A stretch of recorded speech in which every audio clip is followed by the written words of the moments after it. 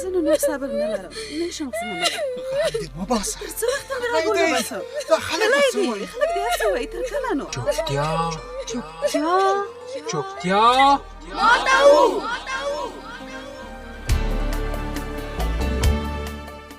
د چوپتیا ماتو خپرونې درنو اوریدونکو په سلامونو او نیکو هیلو مو هرکلی کوم. هیله ده چې تاسو ټول به روغ او سلامت اوسئ.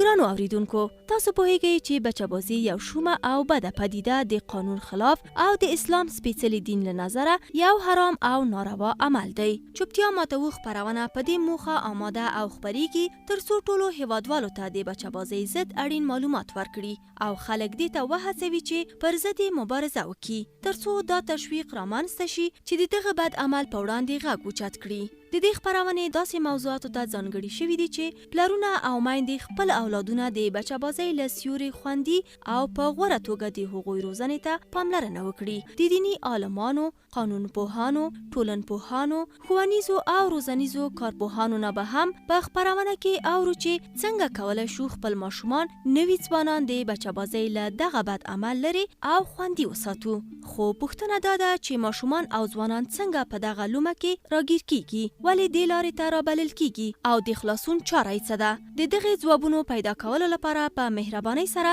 د چوپتیا ماتو خپرونې سره اوسئ. ګرانو اوریدونکو، د دې ونې په خپرونه کې به د قرباني شوي ماشوم سره د همدردۍ او خواخوږۍ په اړه بحث ولرو.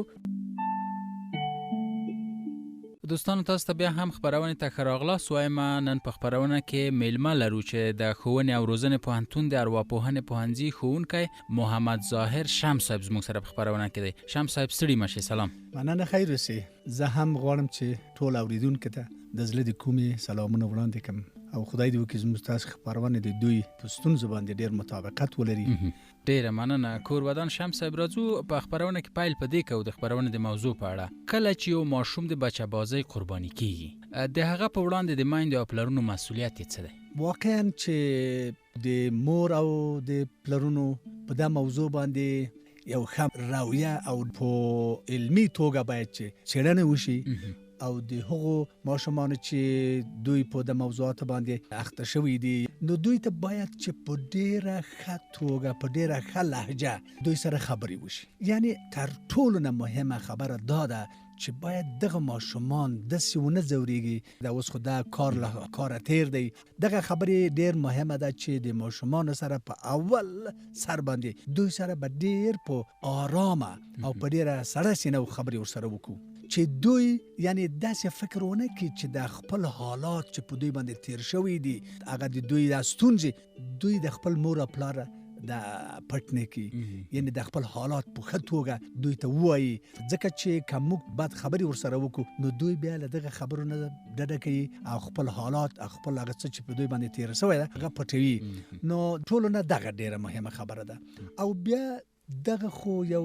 د رواني له لحاظه یو فوق العاده داسې یو ستونزې د دوی په شخصیت باندې د دوی په هغه هویت باندې دا بد اغیزه لري چې خپل انډیوالانو ته خپل دوستانو ته دوی په ښه سترګه نشي کتلی. نو دغه ډیره مهمه خبره ده چې موږ واقعا د یو مور او پلار په صفت د یو استاد په صفت دوی سره داسې یو چلند وکړو چې د دوی شخصیت بیرته راژوندی سي او د خپل هغه ستونزې چې په دوی باندې راغلي دي هغه ترمیم شي. یعنی هغه ته موږ له سره باید یو ریهابلیټیشن ورته وکړو چې دوی د خپل حالات د خپل شخصیت چې د لاسه ورکړی د هغه بیرته راژوندی سي. همدغه ځای ته راځم شمس صاحب، د بچه‌بازۍ له قرباني شوي ماشوم سره څنګه باید رفتار وشي ترڅو بیرته پخواني حالت ته راوګرځي او لا نور زیان ورته ونه رسیږي؟ که مخکې ورسره دا خبرې شوي وي چې مثلا داسې خبرې که تاسو ته څوک کوي یا تاسو داسې خواهش لري باید تاسو څه چلند وکړئ، که دا خبرې ورسره شوي وي خو نو دا ډېره ښه خبره ځکه چې د ماشوم د رواني له لحاظه دوی آماده دي چې د خپل خبرې د خپل حالات دوی بیان کړي. او که داسې وي چې اول ځل موږ ورسره خبرې کوو او دوی هم په دا موضوعات باندې ناخبره دی او نه پوهېږي چې مثلا ما سره څرنګه چلند کېږي، نو دوی سره باید چې فوق العاده د همکارۍ له لحاظه دوی داسې فکر وکړي چې یعنی په ما باندې یو تیری شوی ده،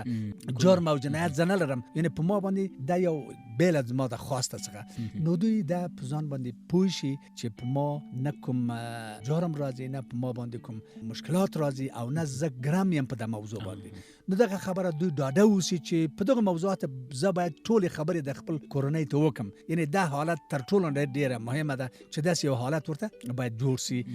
تر څو دوی یعنی نور خبرې ته او د دوی په خبرو باندې یعنی داسې نشي چې لا په دوی باندې موږ نور هم بوج واچو چې دوی له خپل شخصیت نه بیرته دفاع وکړي او یا ځان ته یو بل میکانیزم جوړ کړي دفاعي میکانیزم چې باید چې دوی خبر نشي له دغه موضوعات باندې یعنی دوی ډاډه اوسي د ټول حالات او رواني حالات داسې په نارمل توګه باندې ودرېږي چې دوی خپل خبرې او خپل شخصیت ته دوی داسې فکر ونه کړي چې ما داسې یو لوی ګناه او یو جرم کړی ده داسې باید وشي. شمس صاحب قرباني شوي ماشوم ته د هغه خپلوان د کورنۍ نور غړي او د ټولنې خلک څنګه کولی شي د خواخوږۍ احساس او له هغه نه د ملاتړ څرګندونه وکړي؟ تر ټولو نه مخکې عکس العمل ښودل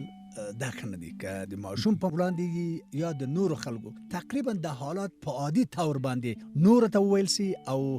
که د هغوی په هکله خبرې کوي دغه کسان چې مثلا بچه بازان چې دا کار ورسره شوی ده د هغوی که په هکله خبرې کوي داسې ډېر جدي نه وي اول سر کې ځکه چې د ماشوم داسې فکر وکړي چې داسې یو کار شوی ده او دا باید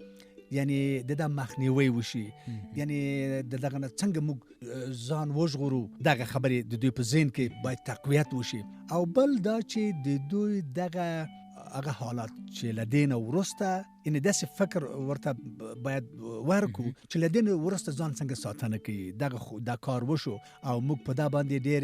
جدیت هم نه کوو ځکه چې هر څومره په دغه موضوعات باندې موږ جدیت وکړو خو هم د شخصیتي له لحاظه ماشوم ته ضرر او زیان رسیږي او هم دا کار ډېر یو داسې ناوړه او بد کار دی نو له ډېر ښه لارې څخه د ډېر ښه مثلا د خلکو د یو جرګې د لارې څخه د خلکو سره خبرې وشي چې دا موضوع لا ډېر ستونزمن نشي او ماشوم په دا باندې ډېر زیات ضرر ونه ویني داسې یو موضوع ځکه چې اکثرا د میندې پلرونه ورونه په دا موضوع باندې ډېر جدیت کوي او خپل خج اخلي غواړي چې دا موضوع ډیر لا سي زیاته کی نو دغه موضوع زما په نظر د یو خلاري له خو باید دا موضوع سره ورسیږي یا د لویان د مشرانو له لارې څخه یو لوی یو جرګه جوړ سي یعنی هر رقم چې د خلک دوی سره مرسته کولای شي د هغه لارې څخه یعنی د جديت او د جنگ او بیا د خج اخستل د لارې څخه نه وي یعنی ګټه نه لري بلا ماشومان زیانمن کیږي په دغه کې نه هر څومره چې موږ په ډیر ښه طریقه باندې د کار سره ترسو دا بنو ډیر فوق العاده کار وي او د نورو دوستانو څخه هم موږ باید داسې یو خواست وکړو او دا موضوع ورسره داسې وڅېړو چې داسې یو کار شوی ده دا واقعا یو ډیر ناوړه او ډیر زموږ تاسو په شخصیت او زموږ تاسو په غیرت بد کار دی نو خو اوس که داسې یو کار کوو موږ چې دغه نه یو دښمنی راپورته کیږي یا نور ستونزې راپورته کیږي دغه موضوعات باید چې موږ تاسو مخه ونیسو او دغه د حل د لارې چارې څخه هم یو ښه لار موږ تاسو مخکې لمخکې دوی په خپل منځ کې مشوره وکړي چې ښه لار کومه ده او د همغه لار څخه دوی کولای شي چې خپل ماشوم ته یو مددکاری وکړي. د ښوونې او روزنې پوهنتون د ارواپوهنې پوهنځي ښوونکی محمد ظاهر شمس صاحب له تاسو نه ډېره مننه چې خپرونې ته راغلی او کور مو ودان. ستاسو نه مننه خدای دې وکړي چې زموږ او تاسو اوریدونکو ته ګټور او تمام شي. مایندو او پلرونو ته سپارښتنه. ګرانو میندو او پلرونو هغه ماشوم چې د بچه بازی د بد فعل او یا د جنسي تیری قرباني شوی وي نو دغه ماشوم د جسمی روحي او رواني اړخه له ډېرو ستونزو سره مخامخ کیږي چې په جدي توګه د خپلو میندو او پلرونو ساتنې پاملرنې او ملاتړ ته اړتیا لري. میندې او پلرونه باید په دغه وخت کې د خپلو ماشومانو سره د همدردۍ د احساس سربیره د ماشومانو له سلاکار یا روانپوه ډاکټر څخه هم مرسته وغواړي ترڅو د هغوی ماشوم د خپګان، بې باورۍ، ډار او د تیرو ترخو خاطرو له بیا تکرار څخه په امن شي او له دغه حالت څخه راووځي ترڅو بیرته خپل عادي ژوند ته راوګرځي. د چوپتیا ماتوو خپرونې مینوالو لکه څنګه مو چې واوریدل زمونږ د دې ونې خپرونه د قرباني شوي ماشوم سره د همدردۍ او خواخوږۍ په اړه وه. د دې ونې په خپرونه کې مو له ملتیا نړۍ مننه کوو. په لوی او بخښونکي خدای مو سپارو.